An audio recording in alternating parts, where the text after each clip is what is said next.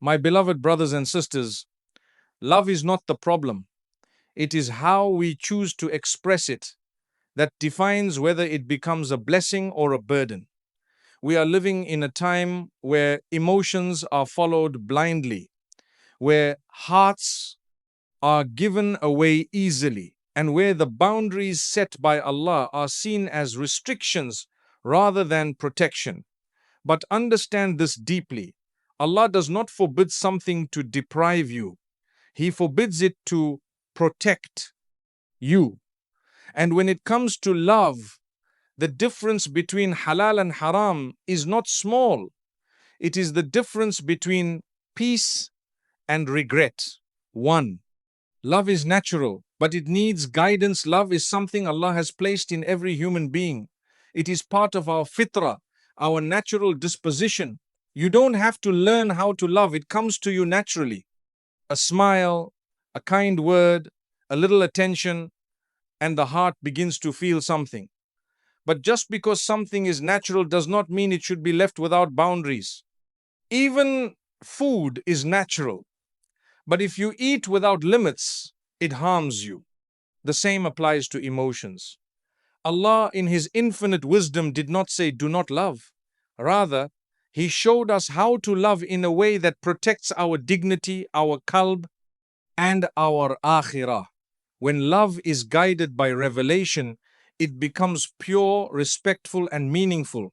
But when it is guided by desires alone, it becomes reckless. People start crossing lines they once said they would never cross. They justify things they once believed were wrong. And this is how shaitan works. Not by removing love, but by removing its guidance. Two, haram love begins with excitement, ends with emptiness. At the beginning, everything feels perfect, the attention feels special, the messages feel important. You wait for their text, you smile at your phone, your heart races for someone who is not even yours. It feels like happiness, but in reality, it is attachment forming without foundation. Slowly, things begin to change. You start hiding things from your family. You delay your salah because you are busy talking. Your heart begins to feel uneasy, but you ignore it because you don't want to lose the person. And then comes the stage where the same person who once made you smile becomes the reason for your tears. Misunderstandings grow, expectations increase, insecurities appear. Because when something starts in disobedience to Allah, it carries no guarantee of stability. What felt like love slowly turns into emotional exhaustion. 3. Halal love begins with patience, ends with barakah. Halal love does not begin with late night conversations or secret attachments. It begins with intention. It begins with ihtiram. It begins with doing things the right way, even when it is difficult. There is patience involved. Sometimes a lot of patience. You might have feelings for someone, but instead of rushing into something haram, you control yourself, you make dua, you seek a way that is pleasing to Allah. And yes, it might feel slow, it might feel like you are missing out while others are enjoying temporary excitement.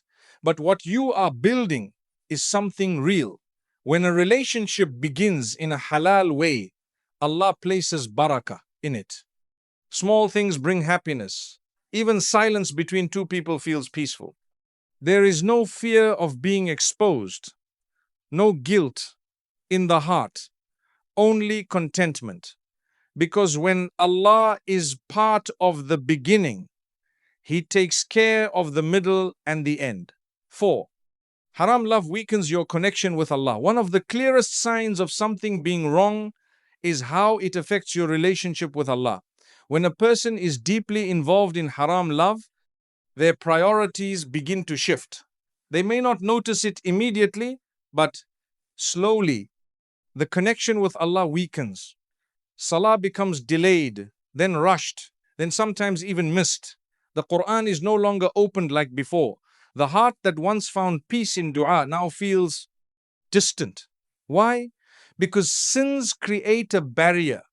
You cannot constantly displease Allah and expect your heart to feel close to Him. There is a discomfort inside, a spiritual emptiness that no human being can fill. And the more you ignore it, the heavier it becomes. 5. Halal love strengthens your iman. When love is halal, it does the opposite. It becomes a means of drawing closer to Allah instead of drifting away. A zawj or zawjat who reminds you to pray, who encourages you when your iman is low, who makes dua for you when you are struggling. This is not just a partner, this is a blessing. You begin to grow spiritually together. You start caring not just about each other's dunya, but also each other's akhirah. Even your acts of worship feel different because now you have someone making dua alongside you, someone who wants to see you succeed, not just in this life, but in the next. This is the kind of love that brings nur into your life. 6. Haram love is built on illusion. In haram relationships, people often fall in love with a version of someone, not the reality. Everyone shows their best side. They hide their flaws.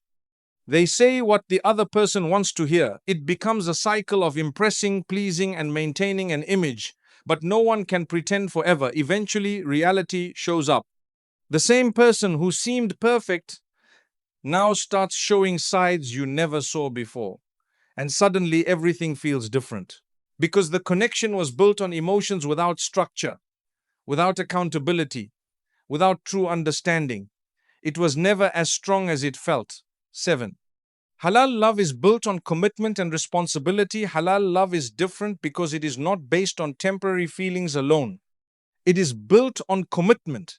In marriage, you are not just saying, I love you, you are saying, I am responsible for you. There is effort involved, there are sacrifices, there are moments of ikhtilaf, but there is also a commitment to work through them. You learn patience, you learn forgiveness, you learn how to grow together instead of walking away when things get hard. Because the bond is not just emotional, it is intentional. And that is what gives it strength and stability. 8. Choose what pleases Allah, not what pleases your desires.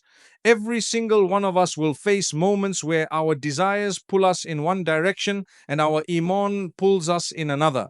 The choice is never easy. Haram love often feels convenient. It feels accessible. It feels like something you can have right now without effort. But halal love requires discipline. It requires self-control. It requires trust in Allah's plan. And that is where the test lies. Are you willing to leave something for the sake of Allah, even when your heart is attached to it? Because every time you choose Allah over your desires, you are not losing. You are investing in something greater, a love that is pure, a heart that is at peace, a life that is blessed. My dear brothers and sisters, one day all these messages will be deleted, all these calls will be forgotten, all these memories will fade, but what will remain is your relationship with Allah. Ask yourself, was this love bringing me closer to Him or taking me further away? Because the love that distances you from Allah Ta'ala is not love. It is a test.